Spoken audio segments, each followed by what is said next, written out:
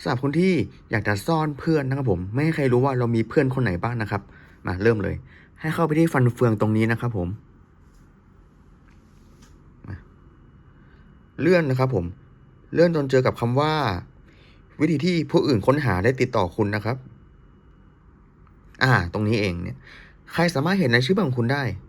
ผมกดไปที่เฉพาะฉันนะฮะแต่ผมจะเปลี่ยนเป็นเพื่อนนะแค่นี้เองแล้วก็กดบันทึกครับเรียบร้อยครับผมแค่นี้เองครับผมไม่ถึงจริงๆทำไม่ถึง1 นาทีด้วยซ้ำแต่ว่าคลิปนี้ก็จบแค่นี้นะผมผมแถมเนี่ยใครบ้างที่สามารถส่งคำขอเป็นเพื่อนของคุณได้มันก็อยู่ข้างบนนี่ครับผมก็ตั้งเป็นเพื่อนของเพื่อนนะครับประมาณนี้ครับแล้วผมจะรอให้คลิปมันเกิน1 นาทีนะครับผมแต่ว่าคุณก็สามารถปิดคลิปนี้ได้เลยทันทีนะครับผมครับ1 นาทีละบาย